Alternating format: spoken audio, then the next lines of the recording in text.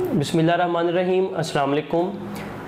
दोस्तों, मैं हूं फ़रहान और आप देख रहे हैं एग्री टॉक्स विद फ़रहान। जैसा कि हमने अपनी पहली वीडियो के अंदर इस चैनल का मकसद बयान किया था, तो आज से इंशाल्लाह हम अपने टेक्निकल सेशंस का आगाज़ कर रहे हैं और हमारा आज का जो पहला सेशन है वो है कॉटन सीरीज़ के अंदर एफर्ट मैनेजमेंट। दोस्तों, कपास का सुस्त तेला या जिसको काला तेला भी कहा जाता है, साइंटिफिकली इसको एफिस गोसिपाई कहते हैं। ये वो स्पीशी है जो कि कपास के ऊपर हमलावर होती है। वैसे तो कपास के अलावा तकरीबन सुस्त तेले की 700 मेज़बान स्पीशीज़ हैं जिनके ऊपर ये हमलावर होता है, लेकिन इस वक्त हम फील्ड के अंदर अक्सर ये प्रॉब्लम देख रहे हैं और किसान बड़ा परेशान है, क्योंकि पहली दफ़ा हमें ये देखने में नज़र आया है कि कपास की फसल के ऊपर इससे शदीद किस्म का जो तेले का अटैक है, सुस्त तेले का अटैक है, वो हमें नज़र आ रहा है। वैसे तो इसको बड़ा बारिशों वाला, नमी वाला और ठंडा मौसम पसंद होता है, लेकिन ये थोड़ी सी इसकी हैबिटेट चेंज हुआ है और इस दफ़ा कपास के ऊपर ये ठीक ठाक हमलावर है और इस हद तक हमलावर है कि हमें उसकी मैनेजमेंट के बारे में बात करने की ज़रूरत पेश आई है और हमें उसके कीमियाई कंट्रोल की तरफ, उसका जो कीमियाई तदारुक है उसके ऊपर जो है वो बात करने की ज़रूरत पेश आई है। दोस्तों, सुस्त तेला जो है ये एक पॉलीफेगस है, जिसका मतलब ये है कि ये एक से ज़्यादा मेज़बान पौधों के ऊपर हमलावर हो सकता है। जैसे कि मैंने पहले बताया कि तकरीबन 700 पौधों की ऐसी इकसाम है जिसके ऊपर ये हमलावर हो सकता है और उन्हें नुकसान पहुंचा सकता है। अगर हम इसके लाइफ साइकिल की बात करें, ज़िंदगी के दौरानिए की बात करें, तो बड़ी दिलचस्प चीज़ इसमें जो हमारे लिए कुदरत का कमाल आप देखें कि सुस्त तेले की जो स्पीशी है, इसकी जो नस्ल है, ये अंडे भी देती है और बच्चे भी देती है। ये दोनों तरह से अपनी नस्ल आगे बढ़ाने की सलाहियत रखती है। ना मुनासिब हालात जैसे कि गर्मी है, तो गर्मी के मौसम में ये बच्चे देकर जल्द अज जल्द जो है वो अपनी नस्ल को आगे बढ़ाती है और तकरीबन वो एक हफ्ते के अंदर जो इसके बच्चे हैं वो अपनी ज़िंदगी का दौरानिया मुकम्मल करते हैं। 4 मोल्टिंग की स्टेजेस हैं इसके बच्चों की, यानी 4 हालतें हैं इसके बच्चों की जिससे गुजर कर वो बालग में जाते हैं और हर दफ़ा एक हालत से जब दूसरी हालत के अंदर इसका बच्चा दाखिल होता है तो वो अपने जिस्म के ऊपर से सफ़ेद रंग की एक स्किन उतारता है। इसलिए जहाँ पर आप तेले की कॉलोनी देखेंगे, सुस्त तेले का हमला ज़्यादा होगा, वहाँ पर पत्तों के ऊपर आपको सफ़ेद रंग के कुछ खाली खोल भी नज़र आएंगे। कुछ लोग उसको तस्वीर में देखते हुए सफ़ेद मक्खी कह देते हैं जी, के साथ साथ सफ़ेद मक्खी का हमला है। हालांकि ऐसा नहीं है, बल्कि वो इसके जिस्म का एक खोल होता है। इस हालत को हम मोल्टिंग कहते हैं। तो ये 4 दफ़ा मोल्टिंग करता है और 4 दफ़ा अपने जिस्म के ऊपर से सफ़ेद रंग का जो खोल है वो उतार देता है। अगर हम कपास के सुस्त तेले के रंग की बात करें तो ये इसके अंदर बहुत बड़ी रेंज है। कपास का जो सुस्त तेला है ये मौसम के हिसाब से, अपने मेज़बान पौधों के हिसाब से, अपनी आबादी के हिसाब से अपना जो जिस्म का रंग है उसको तब्दील करने की सलाहियत रखता है। आपको ये फसलों के ऊपर मुख्तलिफ रंगों में नज़र आएगा, जो कि हल्के क्रीम रंग से ग्रीनिश रंग यानी सब्ज रंग और सब्ज रंग से जो इसका अडल्ट होगा, बालिग होगा जो सुस्त तेले का, वो आपको गहरे सब्ज रंग से स्याह रंग में जो है वो नज़र आएगा। जबकि जहाँ पर सुस्त तेले की कॉलोनीज बड़ी होंगी, जहाँ पर तादाद बड़ी होगी और टेम्परेचर ज़्यादा होगा, वहाँ पर आपको इसके जो इंडिविजुअल्स हैं, इसके जो बच्चे और बालिग हैं, वो छोटे साइज़ में आपको नज़र आएंगे। उनकी जिसामत छोटी होगी और तादाद ज़्यादा होगी। वहाँ पर उनका कलर जो है वो येलो या क्रीमी येलो जो है वो आपको नज़र आए। वैसे तो इसका जो पसंदीदा टेम्परेचर है जिसके ऊपर ये अपनी नस्ल को आगे बढ़ाता है वो 20 से 25 डिग्री है, लेकिन इस वक्त आप देखें हाई टेम्परेचर के ऊपर भी इसकी जो लड़ाई है वो हमारे कपास की फसल के साथ चल रही है और ये कपास के पौधों को नुकसान पहुंचाता हुआ नजर आ रहा है। जैसे मैंने पहले बताया कि एफर्ट की जो फीमेल होती है ये विविपेरस होती है और ये खास तौर पे स्प्रिंग और समर के अंदर जो है ये बच्चे देती है, जबकि विंटर के अंदर जो है ये एग लेइंग करती है। तो इस तरह ये दोनों तरीकों से अपनी नस्ल आगे बढ़ाने की सलाहियत रखती है। अब यहाँ पर यह सवाल खड़ा होता है कि सुस्त तेला कपास को नुकसान कैसे पहुँचाता है और वो कौन सी अलामात हैं, वो कौन से मुशाहिदात हैं जिसके ज़रिए हम ये फैसला कर सकते हैं कि अब हमें अपनी कपास की फसल पर जो है वो स्प्रे कर देना चाहिए। तो सबसे पहले मैं आपको एक बात बताऊं, अगर कपास के पौधे की जो इसकी पसंदीदा जगह है, आप ये देखेंगे कि जो एक कपास का पौधा है उसका जो टॉप पोर्शन है, जो ऊपर वाला हिस्सा है जहाँ पर नरम शाखें होती हैं, नरम पत्ते होते हैं, वहाँ पर आपको इसका हमला ज़्यादा नज़र आएगा। लेकिन नीचे भी नज़र आ सकता है, ज़रूरी नहीं है, लेकिन ये पसंद करता है नरम जगहों को, नरम शगुफों को, नरम शाखों को। अब नुकसान कैसे पहुंचाता है, तो उस नुकसान पहुंचाने के दो बड़े अहम इसकी वजूहात हैं। पहली वजह जो है, जो सबसे मैं समझता हूँ नोटोरियस है, सबसे ज़्यादा नुकसानदेह है, कि ये तकरीबन 50 से ज़्यादा वायरल जो डिजीज़ हैं कपास के अंदर, उनको ट्रांसमिट करता है, उनको फैलाता है, ये उनका ज़रिया बनता है। तो हम ये कह सकते हैं कि सुस्त तीला कपास की 50 से ज़्यादा वायरसी बीमारियों का वेक्टर है, ये वायरसी बीमारियां फैला सकता है। दूसरा जो इसका नुकसान पहुंचाने का सबसे अहम तरीकाकार है, जो कि हमें पत्तों के ऊपर नज़र भी आता है। आप देखते होंगे कि जैसे जैसे इसकी कॉलोनी बड़ी होती जाती है, आपको पत्तों के ऊपर चिपचिपाहट महसूस होना शुरू होती है, और जैसे ही चिपचिपाहट ज़्यादा होती है तो वहाँ पर आपको जो कपास के पत्ते हैं वो ब्लैक होना नज़र आना शुरू हो जाते हैं। अब इसके पीछे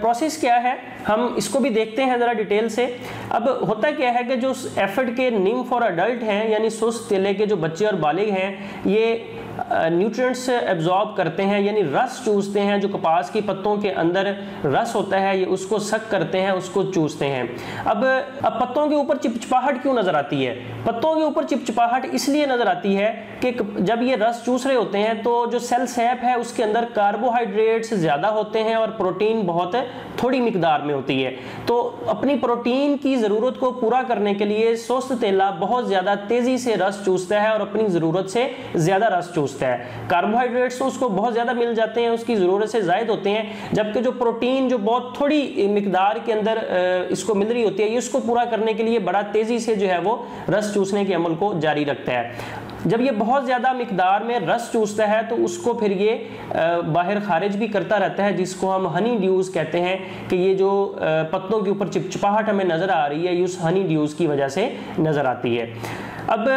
अगला यहाँ पे प्रॉब्लम ये है कि जैसे ही ये हनी ड्यूज़ आपको पत्तों के सतहों पर नज़र आएंगे, पत्ते की सतह पर नज़र आएंगे, तो वहाँ पर हवा में मौजूद सूटी मोल्ड फंगस के जो स्पोर्स हैं वो उसके लिए बड़ी ज़बरदस्त खुराक होती है ये हनी ड्यूज़। तो वो स्पोर्स वहाँ पर जो है वो पत्ते के ऊपर सेटल होना शुरू हो जाते हैं। जब पत्ते के ऊपर वाली साइड पर सेटल होते हैं तो उससे वहाँ पर फंगस लगना शुरू हो जाती है, जिसको हम टेक्निकली सूटी मोल्ड फंगस कहते हैं, या फार्मर्स दोस्त हमारे उर्ली कहते हैं कि स्याह रंग की जो है वहां पर उर्ली लगना शुरू हो गई है। अब इसमें होता क्या है कि जो ऊपर वाला पत्ता है जिसके निचली साइड के ऊपर पेस्ट है, तो वो जो हनी ड्यूज सेक्रीट कर रहे हैं वो नीचे वाले पत्ते के ऊपर आके गिर रहे हैं, और यहाँ पे ऊपर वाली साइड पे सूटी मोल्ड फंगस का फैलाव शुरू हो जाता है, जिसकी वजह से सूरज की रोशनी पत्ता जज़ब नहीं कर पाता, खुराक बनाने का अमल यानी कि फोटोसिंथेसिस जो है वो मुतासिर होता है, और पौधा जो है वो बढ़ोतरी उसकी रुक जाती है, और पौधा जो है वो बीमार नज़र आना शुरू हो जाता है, और उसकी बॉडी के अंदर जितने भी फिजियोलॉजिकल प्रोसेस होते हैं वो मुतासिर होना शुरू हो जाते हैं। इसी तरह आपको वायरस और ये सूटी मोल्ड फंगस के अलावा पौधे की जो बढ़ोतरी है वो भी रुकी हुई नज़र आएगी, जिसकी वजह से भी पैदावार में कमी होती है, और जो पत्ते हैं वो भी आपके उनकी डी शेप होना शुरू हो जाते हैं, यानी कि उनकी शक्ल जो है वो बिगड़ना शुरू हो जाती है, वो इकट्ठे होना शुरू हो जाते हैं। तो ये वो 2-3 प्रॉब्लम्स हैं, जो वो 2-3 मसाइल हैं जो कि आपको सुस्त तीले की वजह से आपकी फसल में आपको नजर आना शुरू हो जाते हैं। जी तो दोस्तों, जो सबसे अहम हमारे नज़दीक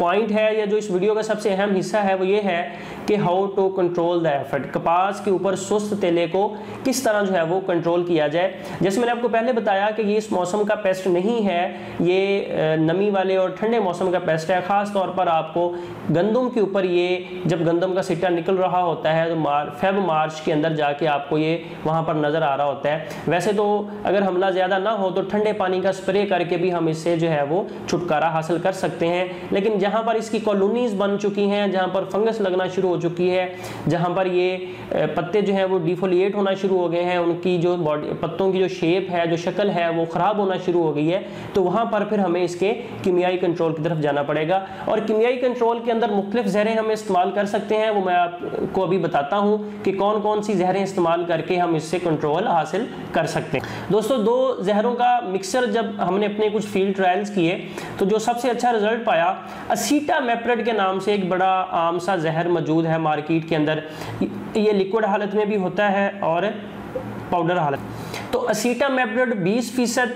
चाहे वो आप लिक्विड ले लें, चाहे आप उसका सॉलिड SP फार्मूलेशन ले लें। असीटामेप्रिड 20%, 125 ग्राम और उसके साथ हम मिलाएंगे अमीडा क्लोपिड जो कि मार्केट में मुख्तलिफ नामों से मौजूद है, उसको भी हम 125 ml। इन दोनों जहरों को 125 ml और 125 ml के हिसाब से मिलाकर 100 लीटर पानी में हम स्प्रे करने से एफिड के ऊपर बड़ा ज़बरदस्त किस्म का हमने जो है वो कंट्रोल देखा है कि बड़ा तेज़ी से जो है ये एफिड को कंट्रोल करता है। दूसरा जहर जो थोड़ा सा महंगा ज़रूर है लेकिन वो भी बड़ा ज़बरदस्त कंट्रोल देता है, वो फ्लोनिकामिड है। फ्लोनिकामिड 50% WDG 60 ग्राम फी एकड़ स्प्रे करने से भी हम एफिड के साथ साथ जैसिड और वाइट फ्लाई अगर हमें नजर आए तो हम इसकी डोज 80 ग्राम पे स्प्रे करके वाइट फ्लाई के ऊपर भी बड़ा ज़बरदस्त किस्म का कंट्रोल कर सकते हैं। थोड़ा महंगा ज़रूर है लेकिन देर पा कंट्रोल है और बड़ा ज़बरदस्त एफिड के ऊपर 60 ग्राम के ऊपर बहुत अच्छे इसके रिजल्ट्स हैं। और इस जहर की खूबी ये है, एक तो इसका जो pH चाहिए है वो बहुत कम है और दूसरा ये ट्रांसलेमिनर जहर है, यानी पत्ते की ऊपर वाली सतह से जज्ब होकर पत्तों के आर पार जाने की सलाहियत रखता है और नीचे जो पत्ते के छुपे हुए कीड़े हैं उन तक पहुंचकर ये बड़ा तेजी से बड़े अच्छे तरीके से जो है वो उनको कंट्रोल देता है। पाइमेट्रोजीन जो है वो 100 ग्राम स्प्रे करने से वो भी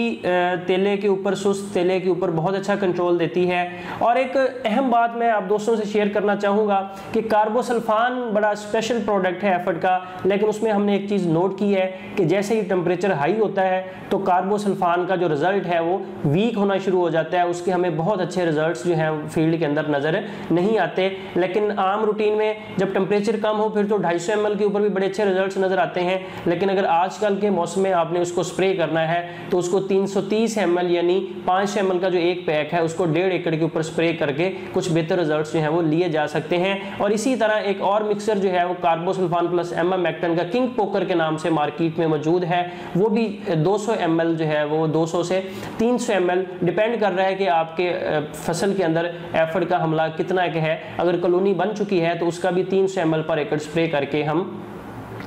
इसको कंट्रोल कर सकते हैं। तो टेक्निकली जो फील्ड ट्रायल्स हैं, जो उनके रिजल्ट्स हैं, उसकी बुनियाद पर मैं आप दोस्तों को 2 कम्बिनेशन रिकमेंड करूंगा कि आप असीटामेप्रिड और अमीडा क्लोपिड का कम्बिनेशन इस्तेमाल करें, ये बहुत अच्छे रिजल्ट्स देगा आपको। और उसके साथ साथ दूसरा जो कम्बिनेशन है आप फ्लोनिकामिड का, थोड़ा महंगा ज़रूर है लेकिन ये बहुत ज़बरदस्त तरीके से कंट्रोल करता है, आपको दूसरा स्प्रे करने की ज़रूरत पेश नहीं आएगी। और 60 ग्राम पे ये सुस्त तेले के साथ साथ चुस्त तेला जिसे हम जैसिड कहते हैं, इसको भी बहुत अच्छे तरीके से कंट्रोल करेगा।